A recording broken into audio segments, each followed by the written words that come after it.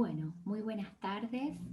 Vamos a continuar con la clase número 8. Ahora vamos a abordar el tema de, bueno, sistema digestivo y patologías más frecuentes que afectan al aparato digestivo en personas mayores, ¿sí? No vamos a ver todas, la totalidad de ellas, pero sí algunas de las más frecuentes. Vamos a comenzar hablando de la gastritis, que como ustedes saben es la inflamación de la mucosa gástrica. La gastritis puede durar solamente un corto tiempo y entonces estamos hablando de una gastritis aguda, o también puede perdurar durante muchos meses o años y entonces ya estamos hablando de una cronicidad, de una gastritis crónica, ¿sí? Actualmente existe un consenso para, bueno, poder aplicar este término estrictamente a las alteraciones inflamatorias de la mucosa. Si nosotros tuviésemos que clasificar a las gastritis, tendríamos que hacerlo de acuerdo a, o basándonos en su evolución, su histología y en la patogenia. Y en este sentido encontraríamos dos formas de gastritis: una gastritis de tipo aguda, en la cual es, digamos, la infiltración con neutrófilos de la mucosa antral y del cuerpo gástrico, y una gastritis atrófica crónica que ya implica un cierto grado de atrofia con pérdida de la capacidad funcional de la mucosa. Compromete predominantemente el antro, en este caso, con pérdidas subsiguientes de las células G y disminución de la secreción de gastrina, con pérdida además de glándulas oxínticas, estas glándulas que son las digamos, que producen o sintetizan o secretan en realidad ácido clorhídrico, pepsina y factor intrínsecos, encontrándose reducidos en estos casos, ¿sí? Por la disminución o por la pérdida de estas glándulas. Además, sabemos que existen dos formas de gastritis atrófica, y la más común es la gastritis atrófica multifocal, que está asociada a la presencia o a la, en realidad, la infección por Helicobacter pylori, ¿sí? En este caso. La otra forma, digamos, de gastritis atrófica corporal, que es la que se localiza en el fondo y cuerpo gástrico y se asocia a anemia perniciosa. No sé si han visto algo de esto, pero bueno, la anemia perniciosa suele darse por falta de factor intrínseco, que justamente se secreta en esa zona, por eso es que se asocia a este tipo de anemia. En el caso del riesgo de cáncer, es mayor en la atrofia relacionada al Helicobacter pylori que en la gastritis atrófica corporal, ¿sí? Bueno, ¿cuáles son las causas más frecuentes de gastritis? Las gastritis agudas, las infecciones, perdón, las infecciosas en realidad como causas, y en este tipo de gastritis se destacan las que son de origen bacteriano, pero, por ejemplo, las toxoinfecciones, las intoxicaciones alimentarias, o sea, porque consumimos algún alimento en mal estado, que tiene, digamos, gérmenes, bacterias y sus toxinas, ¿sí? Seguramente acá reconocen alguna de ellas como salmonelosis, una intoxicación por Staphylococcus aureus. Bueno, hay diversas causas que podrían causar una gastritis de tipo muchas veces aguda, ¿no? Que se autolimita. Y después las infecciones por la bacteria Helicobacter pylori, que también es la que, en este caso, es la que se lleva el mayor porcentaje de las causas infecciosas. En cuanto a la fisiopatología, lo que nosotros podemos decir, bueno, acá me quedó por ahí hacer mención, previo a la fisiopatología, que hay algunas causas menos comunes de gastritis, eh, que pueden ser, por ejemplo, trastornos autoinmunitarios, ingerir o beber alguna sustancia corrosiva o cáustica, como por ejemplo ácido muriático, y entonces esto producir una gastritis, un exceso de secreción de ácido gástrico, pero bueno, son en general eh, son causas menos comunes, ¿sí? La más común y en mayor porcentaje se lo lleva la presencia de Helicobacter pylori. La fisiopatología entonces de esta enfermedad, vamos a hacer hincapié, volvemos a lo mismo, que la causa, la etiología más frecuente es la infección por Helicobacter pylori, que causa daño y es la que produce la infección, ¿sí? Eh, bueno, lo que ocurre, digamos, con la colonización aguda de la mucosa gástrica por Helicobacter pylori hace que ocurra una pérdida de la capa mucosa, y un incremento de los neutrófilos en la lámina propia. Entonces esta inflamación aguda evoluciona rápidamente a la cronicidad con aumento de linfocitos, células plasmáticas y eosinófilos, ¿sí? Eh, por lo tanto, bueno, lo que estaría relacionado en la fisiopatología de este tipo de gastritis, por Helicobacter pylori, sería el desequilibrio que ocurre entre los factores agresivos, como la producción de pepsina o de ácido clorhídrico, que se ven aumentados, y una menor producción de aquellos factores protectores, en realidad, como la producción de moco y bicarbonato, que regulan el equilibrio perdido.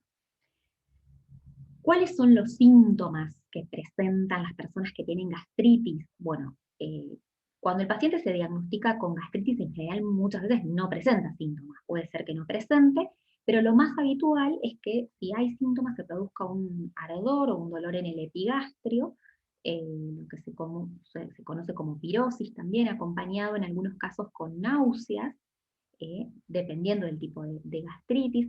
Puede estar relacionada claramente esta sintomatología con la presencia de reflujo gastroesofágico, o sea, de pasaje de contenido ácido del estómago hacia el esófago. Puede aparecer dolor abdominal en la parte superior, que también empeora al comer, pérdida de apetito, en casos más severos ya vómitos con sangre, la presencia de sangre en las heces, que es lo que se llama melena, en los casos ya más complicados, ¿sí? El diagnóstico se hace por exploración endoscópica, que representa una gran precisión, digamos, en este sentido. Y el tratamiento médico, digamos, el tratamiento va a depender de la causa que produjo la inflamación. No va a ser lo mismo que tenga una gastritis aguda de tipo infecciosa por una salmonela o salmonelosis, que tenga una gastritis ya por Helicobacter pylori, ¿sí? O por un desequilibrio entre los factores agresivos y protectores. Entonces, algunas de las causas van a desaparecer con el tiempo, pero para el tratamiento médico se emplean aquellos medicamentos o fármacos que neutralizan el ácido del estómago, o bien que disminuyen su producción. Por ejemplo, los antiácidos, que se utilizan o se indican después de las comidas y antes de acostarse.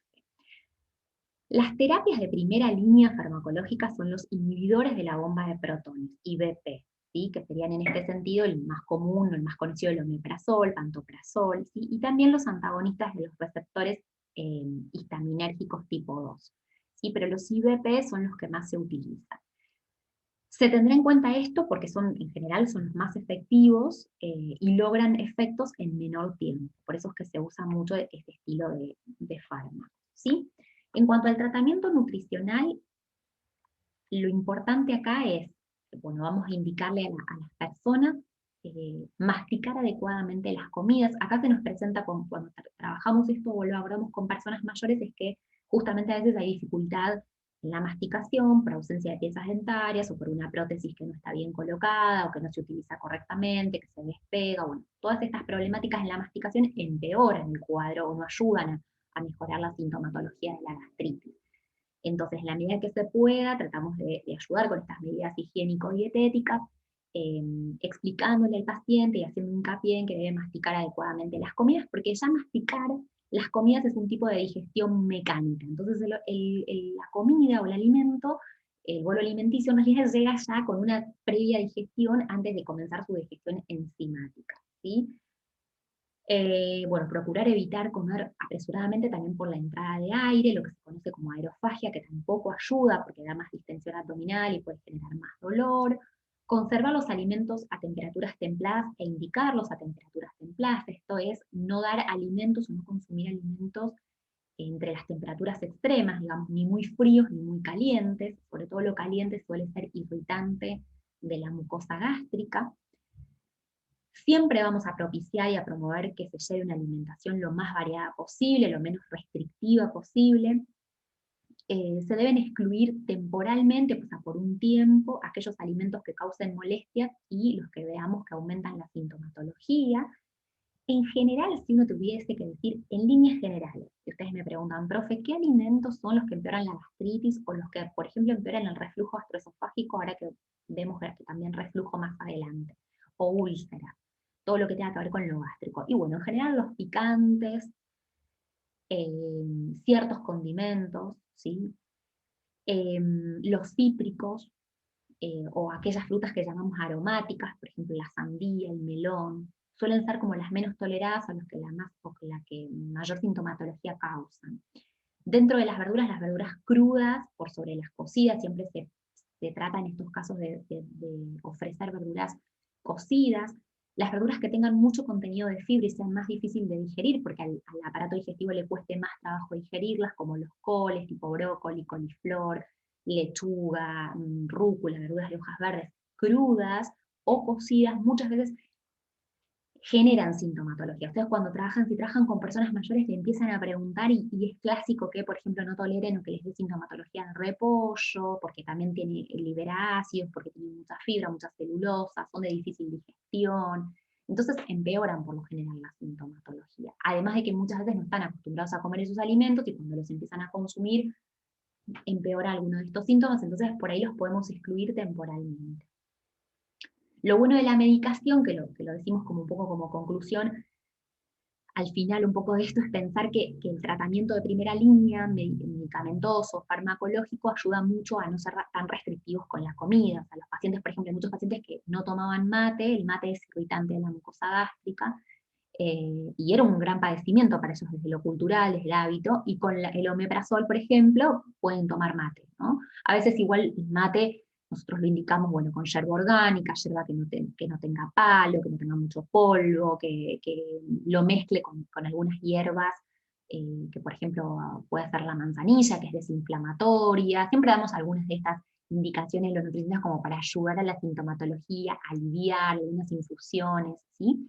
Y excluir estos alimentos que sabemos que ya son irritantes de por sí, las salsas rojas, pero bueno, uno siempre esto lo va a investigar, lo va a preguntar, porque hay muchas individualidades. Durante la anamnesis surge que hay pacientes con gastritis que toman mate, y hay pacientes con gastritis que no pueden, ni siquiera, a veces hasta el té negro, el té común les da acidez, o les genera síntomas o dolor.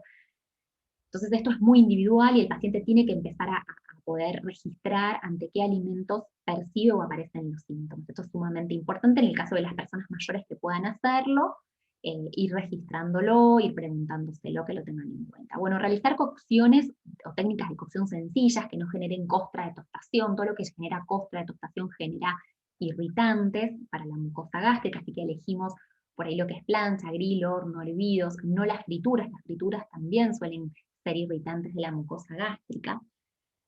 Y bueno, y fraccionar la alimentación es clave en el tratamiento nutricional en estos casos, es decir, ¿por qué? Porque reducimos el volumen de la comida, de la alimentación, y realizamos varias comidas al día. Entonces, le damos, hacemos que el estómago y que todo el aparato digestivo trabaje menos, no se sienta como con esa plenitud, esa sensación de saciedad, que no libere tanto ácido clorhídrico, pepsina, etcétera, etcétera. Entonces, bueno, todo esto ayuda, siempre buscamos fraccionar la alimentación, volúmenes pequeños, comiendo más veces al día. ¿Mm? Volvemos a repetir un poco acá lo de las preparaciones a temperaturas templadas, que deben consumirse así, tanto de alimentos como de bebidas, evitar las temperaturas extremas, lo caliente y lo frío. Asegurar esto, bueno, un adecuado aporte calórico es para todos los tratamientos nutricionales en todos los grupos poblacionales, pero lo nombramos también aquí.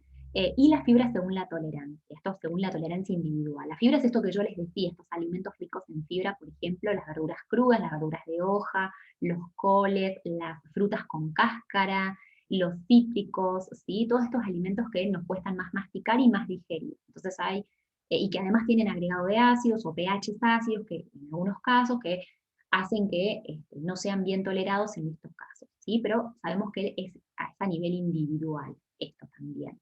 Lo integral, por ejemplo, la fibra está en los productos integrales, entonces hay muchos pacientes que como la fibra cuesta más digerirla, preferimos darles, por ejemplo, un pan blanco desecado al horno, ¿sí? Donde yo no produzco, porque también la tostada genera costra de tostación. Acuérdense que todo lo que genera costra de tostación es irritante de la mucosa gástrica. Y si la mucosa además está inflamada en ese momento y queremos lograr desinflamarlo, mejorar una cicatrización, como en el caso de las úlceras, no vamos a dar alimentos que irriten, que empeoren esta situación. El pan, por ejemplo, desecado al horno es excelente, porque ya ese proceso de desecado en el horno ya produce como una digestión parcial, es decir, el almidón se digiere parcialmente a dextrinas, entonces ya cuando yo ya como el alimento, ya mi aparato digestivo no tiene que digerir enzimáticamente un gran hidrato de carbono, digamos, una gran molécula. Entonces, esto ya, todos son todos tips, o no me gusta mucho la palabra tips, pero digamos, todos consejos, en realidad, o recomendaciones que solemos darle a los pacientes que tienen estas problemáticas. Después, cualquier cosa, todo esto más profundo de la alimentación lo podemos ir, me pueden ir consultando en el foro o por mensaje, si quieren saber como más sobre la alimentación, pero yo les voy diciendo algunas de estas cuestiones. Bueno, el alcohol, obviamente, ahí no lo dice, pero lo vamos a evitar, el alcohol es irritante de la mucosa gástrica también. En caso de presentar Helicobacter pylori positivo, la presencia de Helicobacter por videoendoscopía, se toma una biopsia y se debe erradicar con un plan antibiótico, ¿sí? Con ATD. No existe un plan alimentario específico, digamos, bueno, este plan es para las personas que tienen gastritis, pero sí lo que los médicos nos indican a los nutricionistas, porque suelen ser los médicos tanto en el ámbito hospitalario como en las residencias de larga estadía o en muchos lugares donde trabajamos, quienes indican el plan digamos, alimentario, y los nutricionistas lo adecuamos. Así que la indicación correcta que deberían hacer ustedes como médicos y médicas es plan adecuado gástrico en los casos de gastritis. Bueno, cuando hacemos restricciones o modificaciones en la selección de alimentos, tengan en cuenta que siempre lo hacemos con el objetivo de mejorar la digestión y disminuir los síntomas en los individuos que presentan ya esta sintomatología, o sea, que ya presentan gastritis o presentan, como vamos a ver más adelante, algún tipo de úlcera, ¿sí? Y la eficiente acción de los medicamentos optimiza siempre, es mucho más eficiente y rápida en la tolerancia alimentaria, esto que yo les decía.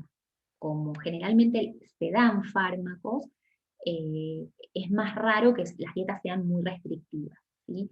Sí, cuando se suspenden en algún momento los fármacos, por ahí tratamos de que la persona haya adaptado algunas medidas higiénico-dietéticas, y sobre todo medidas dietéticas o medidas alimentarias, tratando de evitar ciertos alimentos que reconoce que le generan síntomas, ¿no? Como, bueno, si sé que ya la naranja me hace mal, o un determinado picante, o pimienta, o no, alto contenido de grasa, frituras, no sé. Las personas, por ejemplo, refieren que les da mucha acidez en los alimentos tipo facturas, y alimentos donde, por ejemplo, está mezclado el hidrato de carbono con una grasa, entonces son alimentos de difícil digestión, ¿sí? Que hacen bueno, que se irrite más esta mucosa que además está inflamada.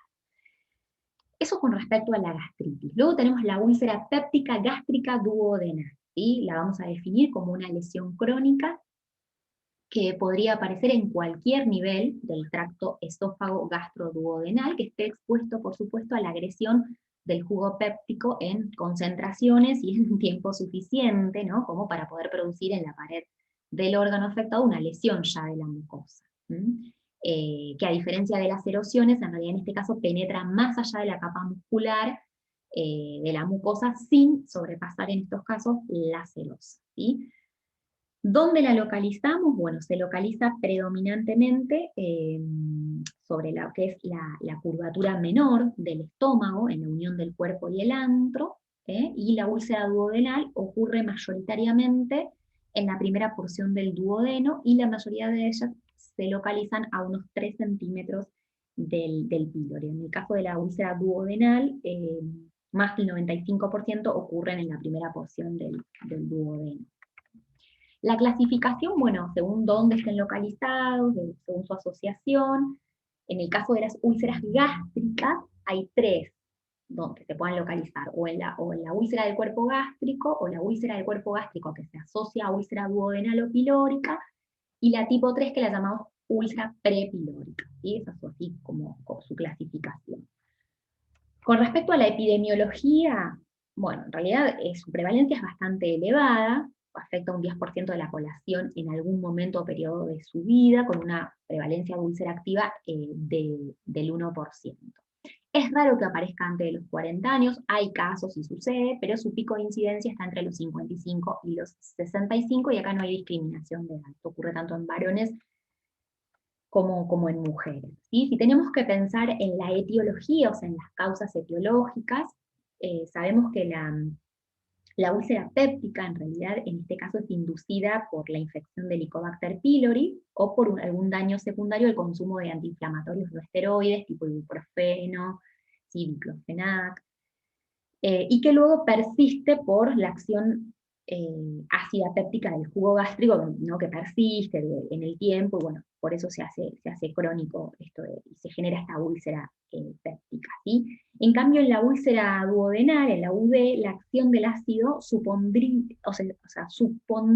el factor agresivo, en este caso, ¿se entiende? Mientras que en la úlcera gástrica fracasarían los factores defensivos, ¿sí? O sea, en la úlcera duodenal la acción del ácido es el factor agresivo, ¿sí?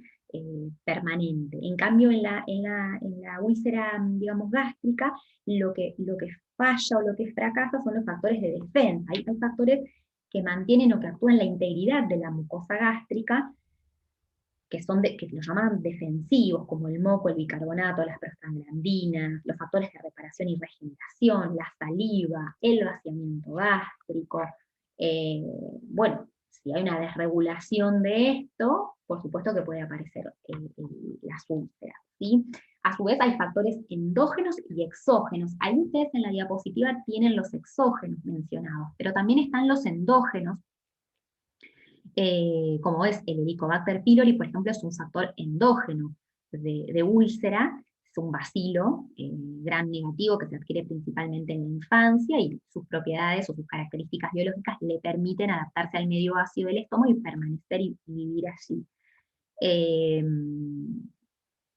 bueno, básicamente también el tema, como endógeno podemos pensar en el ácido clorhídrico y en la pepsina, ¿no? Que en condiciones normales el estómago segrega entre 1,5 a 2 litros de ácido y pepsina, y su pH normal es de 1,5 a 3, ¿sí? Y con este pH las células principales liberan pepsinógeno, que con el ácido se transforma en pepsina, como ustedes bien saben, y comienza la digestión de las proteínas.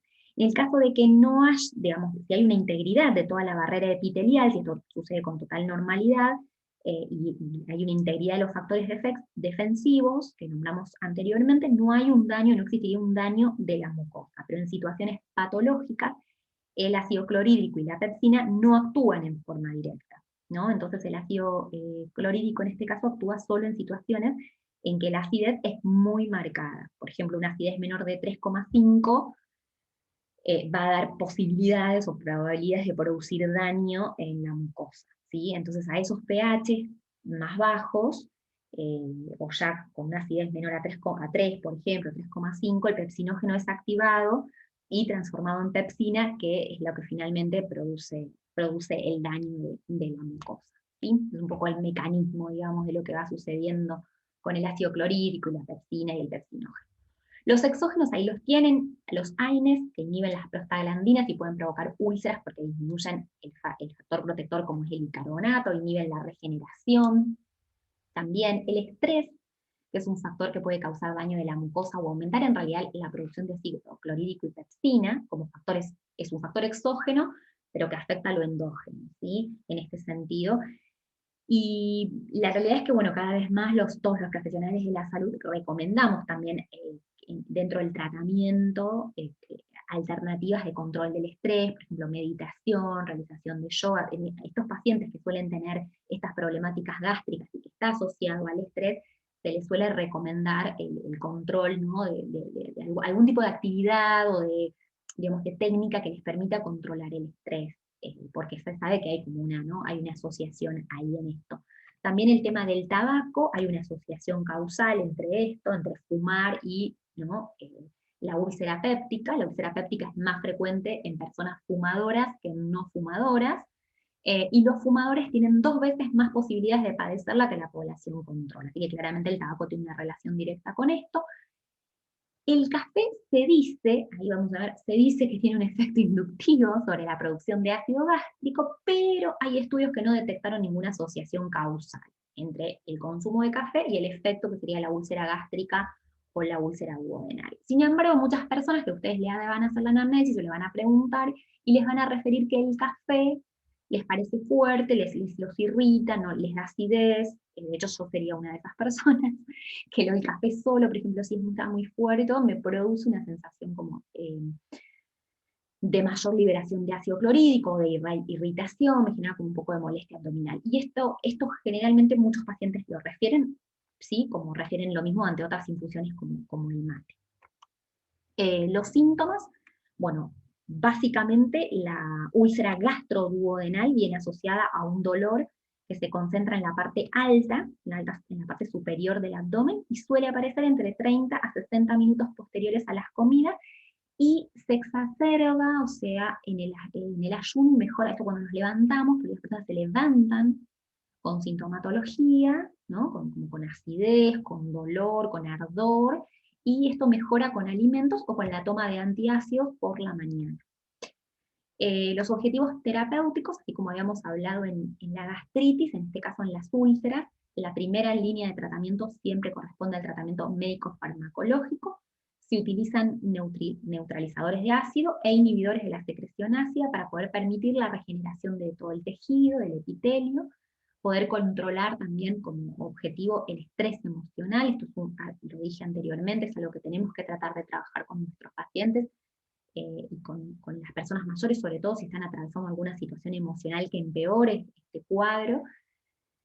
Y bueno, y los factores ambientales también. El objetivo siempre es promover la curación, la cicatrización de la úlcera, disminuir los síntomas, ¿sí?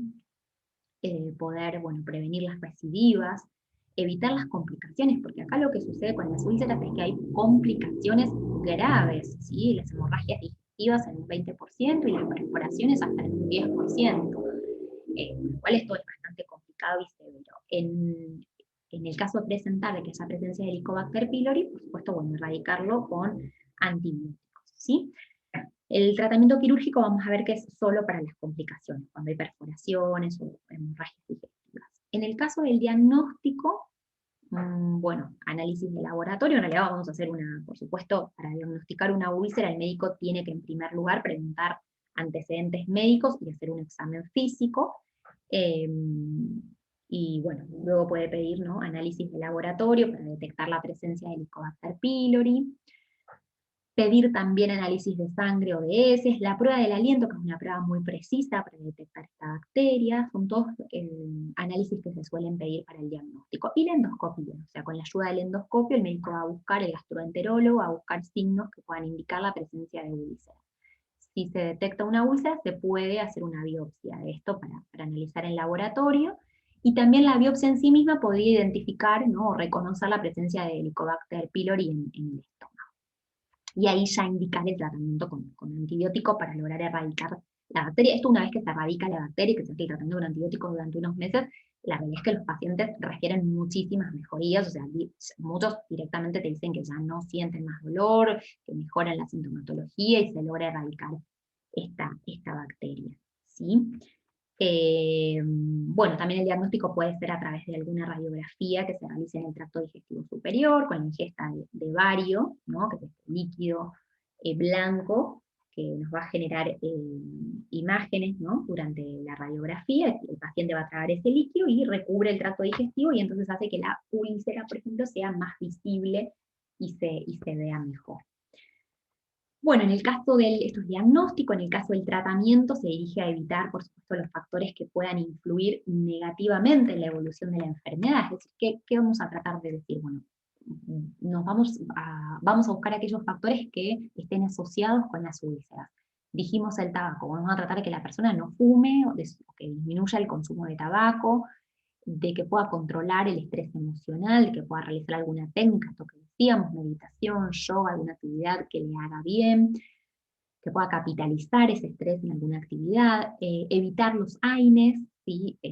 Utilizar otros fármacos, en este caso, o tratar de disminuirlos, en el caso de que hay personas con dolor crónico, ¿no?, que bueno, toman indefectiblemente todos los días AINES. Entonces, acá hay que revisar esto, si es necesario, si podemos disminuir las dosis, si podemos cambiar por alguna otra. Si también controlando el estrés o haciendo algún tipo de actividad mejoramos ese otro dolor crónico que puede ser, no sé, digo, de rodilla, de cadera, alguna otra cuestión, y entonces disminuimos el consumo de AINES, y entonces mejoramos este factor que influye en la úlcera, ¿no?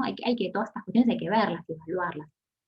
Controlar la acidez gástrica, y o el aumento de lo que sería la resistencia de la barrera mucosa, o sea, tratar de proteger la integridad de la mucosa. En caso de presentar Helicobacter, tratamiento con antibióticos, que esto ya lo dijimos. El tratamiento médico son similar a lo que hablamos con la gastritis, los antagonistas del receptor de la histamina, antiácidos, IBPs, ¿no? Inhibidores de la bomba de protones, el uso de antibióticos en el caso de que haya helicobacter.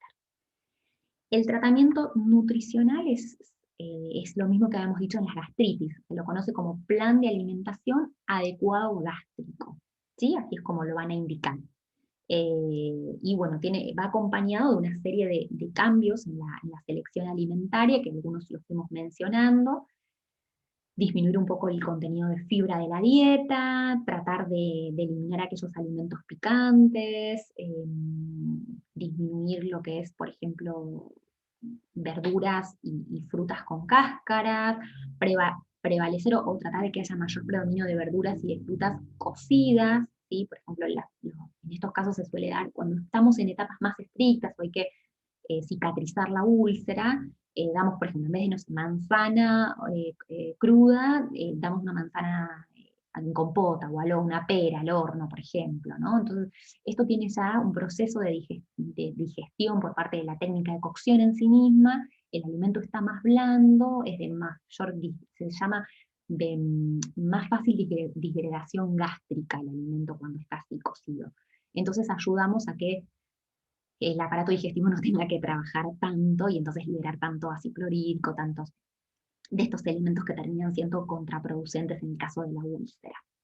El objetivo principal, bueno, realizar una anamnesis adecuada y exhaustiva para poder aliviar los síntomas que el paciente refiere y que vaya como esto, ¿no? Registrando a qué alimentos, a qué situaciones siente que los síntomas empeoran. Entonces eso también va haciendo que uno conozca mejor su organismo. Se deben eliminar aquellos alimentos que producen un estímulo mayor de la secreción gástrica, estos que yo les decía, por ejemplo, los picantes, por ejemplo, ciertas frutas, ciertas verduras, los coles, el alcohol, o ciertas bebidas eh, que puedan producir mayor secreción gástrica. ¿Sí? Hay algunas personas que, por ejemplo, lo refieren con el yogur, lo refieren con la leche, porque si bien durante mucho tiempo el mito estaba de tomar leche que como que me calma la acidez, decía la gente, ¿no? Bueno, en realidad después se sabe que la leche es contraproducente en este sentido. Entonces hay muchas personas que se le quitan los lácteos, o por lo menos no se le quitan del todo, porque si es un adulto mayor por ahí necesitamos las proteínas de la leche, pero sí tratamos de reducir su consumo si es a eso digamos, lo que refiere como síntoma, ¿no? Si está asociado al consumo de leche, al consumo de yogur. Eso no pasa en todas las personas, ¿sí? Bueno, algunos estudios se focalizan en distintos alimentos y sustancias y sobre todo el fraccionamiento de la dieta. El fraccionamiento de la dieta es básico también como base, justamente, perdón, valga la redundancia, del tratamiento nutricional. Esto de muchas comidas, varias comidas en el día, en pequeños volúmenes. Esto reduce la secreción gástrica. Bueno, eso con respecto a las úlceras. Luego tenemos una condición muy frecuente en los adultos mayores que empeora con el envejecimiento, que tiene que ver con el reflujo gastroesofágico, es la presencia de lesiones o de síntomas que se le atribuyen a el material que refluye, o sea, que vuelve, digamos, refluido desde el estómago, ¿no? Hacia el esófago, en cantidades importantes como para empeorar o generar un malestar en la calidad de vida de las personas. Con esto se produce una condición que se llama esofagitis, ¿no? por reflujo, y abarca un espectro amplio de alteraciones inflamatorias de toda la mucosa esofágica que ocurren como consecuencia de ese reflujo gastroesofágico patológico, ¿sí? Las complicaciones más importantes en esto es lo que se conoce como esófago de Barrett, no sé si ustedes ya lo han visto en alguna materia, que consiste, ¿no? O sea, se sustituye, digamos, el organismo, el esófago como que se defiende, ¿no? Ante tanto ácido, contenido de ácido que debería estar en el estómago normalmente y empieza anormalmente a estar en el esófago, se sustituye o se reemplaza epitelio escamoso normal por epitelio metaplásico intestinal especializado, con lo cual se va como haciendo justamente es lo que va produciendo una esofagitis. Esto es complicado, no deberíamos evitarlo, porque la importancia radica en diagnosticar este esófago de Barrett porque tiene un carácter premaligno, ¿sí? Con lo cual fíjense la importancia. Bueno, una restitución de un epitelio por otro. el impacto digamos, de la enfermedad por reflujo gastroesofágico sobre la calidad de vida está relacionado con la salud y es muy importante e independiente de la existencia de lesiones esofágicas. La realidad es que la persona que está con reflujo en forma crónica y constante requiere que mal, o sea, llega a la consulta como cansado, agotado de estar sintiendo esto, ¿sí? Como que su calidad de vida realmente se ve empeorada. Se sabe que hay un incremento progresivo de esofagitis con la mayor edad. O sea, a mayor edad vamos a encontrar mayor esofagitis por reflujo gastroesofágico, y el envejecimiento se va a asociar también con un incremento progresivo de la prevalencia de esófago de Barrett, esto que mencionábamos antes. Así que la prevalencia va a ir aumentando hasta, por ejemplo, se aproxima un 10% en personas de 69 años. ¿Sí? En cuanto a la patogenia, lo que vamos a poder decir es que la enfermedad, bueno, por reflujo gastroesofágico es una enfermedad crónica, generalmente no progresiva.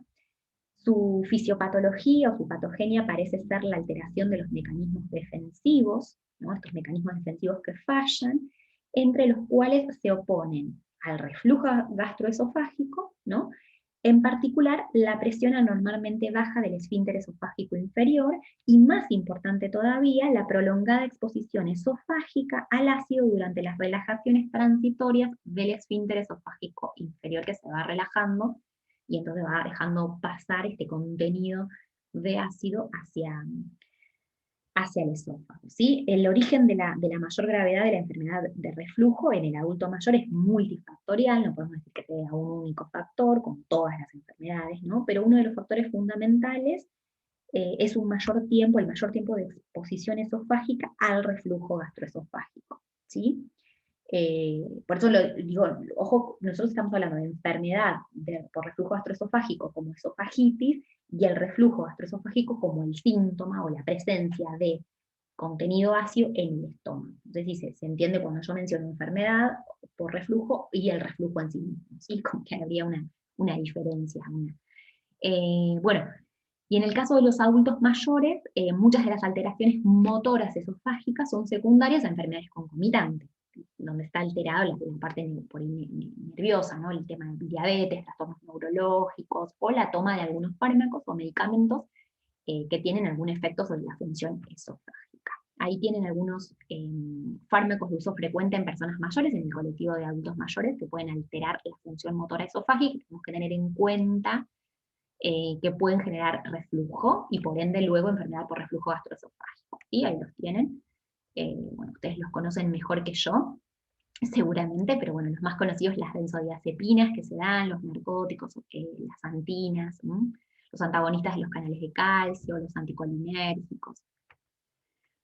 Muy bien, ¿cuáles son las manifestaciones clínicas de la enfermedad por reflujo gastroesofágico? Bueno, la pirosis por excelencia, sensación de ardor o quemazón, ahí de arriba te dicen me quema, como en esta parte retroesternal, y la regurgitación. Se presentan sobre todo después de las comidas. Los pacientes refieren después de que comen, a los minutos, al tiempo, algunos a los 30 minutos, algunos antes, empiezan con los síntomas, ¿sí? Y se favorecen con el decúbito. Por eso es que siempre vamos a propiciar esta posición, esta postura, luego y además inmediatamente no debemos ir a acostarnos, siempre es lo que le recomendamos a nuestros pacientes, y que las comidas además no sean copiosas. Si la persona come mucho, acuérdense del fraccionamiento. Siempre el lema en estos pacientes es decirles volumen pequeño, más fraccionamiento. O sea, come a las 8 de la noche, come a las 7 de la tarde, y a las 8:30 volví a comer, se quedaste con hambre, y a las 10 volví a comer otro volumen de alimento. Pero que no coman en volumen grande o grandes comidas de grandes cantidades o volúmenes de comida, ¿sí? Otras veces la enfermedad tiene una presentación atípica, que es lo más frecuente que ocurre en los adultos mayores, la presentación atípica de la enfermedad de reflujo gastroesofágico, que son síntomas, por ejemplo, a laringitis posterior, empiezan con disfonía. Es muy común que empiecen con disfonía, difónicos, y esto se deba por el contenido del ácido permanente o persistente en el tiempo en el esófago, el carraspeo, alguna sensación de cuerpo extraño, tengo algo en la garganta, refieren, dolor torácico, tos crónica, son todas manifestaciones atípicas de la enfermedad por reflujo gastroesofágico, que hay que tener en cuenta. Cuando un paciente nos refiere esto, nos hace pensar o nos podría hacer pensar, sobre todo si es un adulto mayor, una persona mayor, en una enfermedad de reflujo gastroesofágico. ¿Sí? ¿Cuál es el abordaje diagnóstico? Bueno, nada, los pacientes que presentan los síntomas típicos se diagnostican por lo general a partir de los síntomas de la clínica del paciente, ¿sí? Y no requieren mucha más investigación, sobre todo si son adultos mayores, para no hacerles tratamientos muy invasivos. Pero la endoscopía es la técnica de elección para este diagnóstico de esofagitis y todas las complicaciones de esta enfermedad, del esófago de Barrett, como decíamos anteriormente. El diagnóstico de esta enfermedad es habitualmente más complejo en los pacientes de edad avanzada por lo que decíamos, ¿no? Por la predominancia de síntomas atípicos. Y con mayor complicaciones, porque como tienen un curso oligosintomático o incluso asintomático, se llega como mucho más tarde al diagnóstico de enfermedad por reflujo. Entonces, ¿cuánto tiempo estuvo ese contenido ácido del estómago en el esófago haciendo su efecto? Entonces, muchas veces llegan ya con un esófago de Barrett sin haber sido diagnosticados previamente o sin haberse dado nunca cuenta de que tenían, por ejemplo, acidez, pirosis, como síntoma típico, o del abdominal, por ejemplo, o retroesternal. Eso también hay que tenerlo en cuenta, ¿sí? Súper importante lo que dijimos anteriormente. Bueno, el tratamiento, los principios básicos y los objetivos terapéuticos suelen ser en adultos mayores similares a los de las personas jóvenes. Los objetivos terapéuticos en esta enfermedad son la eliminación de los síntomas, en este caso, ¿sí? Curar las lesiones esofágicas, lo que se llama esofagitis, y evitar la aparición de complicaciones y prevenir las recidivas. ¿Sí? La gran mayoría de los pacientes pueden ser tratados con métodos no invasivos, como es la modificación del estilo de vida, y acá cuando digo modificación del estilo de vida hay que hacer hincapié, suelen ser pacientes que quizás no hacen actividad, entonces vamos a tratar de propiciar, promover un estilo de vida más saludable, que coman con menos grasas, que coman menos glúcidos, que bajen de peso. Muchas veces si hay sobrepeso u obesidad, piensa en la presión intraabdominal, que tampoco colabora con esto. Los pacientes con sobrepeso o obesidad tienen como más empeorado la sintomatología del reflujo, ¿sí? Entonces hay que trabajar sobre las modificaciones del estilo de vida y tenemos muchas ventajas si logramos esto. Y la medicación pertinente o el tratamiento farmacológico, ¿no? Bien, una revisión sistemática de la literatura publicada concluye que solo existe evidencia científica para medidas, o sea, dentro de las medidas como clásicas, que sí o sí vamos a decir si estas medidas son efectivas porque la literatura científica dice que sí, es disminuir el peso, que es lo que yo les decía anteriormente, y elevar la cabecera de la cama. Esas dos, si la persona logra bajar de peso porque tiene sobrepeso y elevar la cabecera de la cama, y entonces dormir en esa posición, y disminuir el volumen de las comidas, y bueno, mejorar algunos alimentos y tener un estilo de vida más saludable, ya el reflujo y la sintomatología mejora muchísimo, ¿sí? Ni hablar si le agregamos medicación, pero bueno, siempre tenemos que ir de la mano, esto que decíamos la otra vez que habían surgido lo de las estatinas y el cambio de hábitos. El cambio de hábitos tiene que estar siempre, el cambio de los factores que producen esto, ¿no? Como causas exógenas. Y bueno, otra de las estrategias o las alternativas estratégicas beneficiosas es evitar, en la medida de lo posible, la medicación potencialmente perjudicial, es decir, esos medicamentos o fármacos que producen más secreción ácida, que irritan la mucosa gástrica, que producen reflujo, bueno, vamos a tratar de evitarlos, de suspenderlos, de disminuirlos, de cambiarlos, y de saber por qué si se toman, si se pueden reemplazar por otras cuestiones. Sí, a veces hay que ir probando otras alternativas. Bueno, y la máxima eficacia se consigue con el tratamiento antisecretor, ¿sí? Bueno, y la estrategia terapéutica de la enfermedad por reflujo gastroesofágico, bueno, va a variar en función de la gravedad de los síntomas, y hay distintas alternativas diagnósticas y terapéuticas. Esto lo tienen bastante desarrollado en la bibliografía que tienen digamos, como material. Si el reflujo es ocasional y no altera la calidad de vida, la verdad es que el tratamiento es a demanda, digamos, con antisecretores, y sobre todo vamos a hacer mucho hincapié en las medidas higiénico-dietéticas. A veces incluso si el reflujo es ocasional no es necesario tomar medicación, ¿sí? Solo con las medidas higiénico-dietéticas, bajando de peso, con un plan adecuado gástrico, por ahí más estricto al principio y como más flexible luego, eliminando en un periodo temporal aquellos alimentos irritantes, logramos un montón de mejoras, ¿sí? Si los síntomas ya ahí no son ocasionales, sino que son frecuentes, más de 2 veces por semana, con deterioro de la calidad de vida, esto que yo les decía, estas personas que están con dolor, que refieren molestias, que bueno, la mejor estrategia en estos casos es indicar un tratamiento antisecretor potente, un inhibidor de la bomba de protones, también podría ser en fase aguda para obtener una rápida remisión de los síntomas y lograr la cicatrización de la esofagitis. ¿Sí? También acompañado, por supuesto, de un plan adecuado gástrico y de medidas higiénico-dietéticas y de bajar de peso y de control del estrés y de todo esto que venimos hablando, que no nos podemos olvidar y que siempre va a acompañar la terapéutica, o que va a ser parte en realidad de la terapéutica. ¿Sí? Bueno, hasta acá tenemos nuestra clase de lo que es la parte del sistema digestivo, pero de la parte gastro. Y ahora les voy a grabar un video sobre la parte exclusivamente de constipación como algo intestinal. ¿Sí? Así que bueno, dejo de grabar y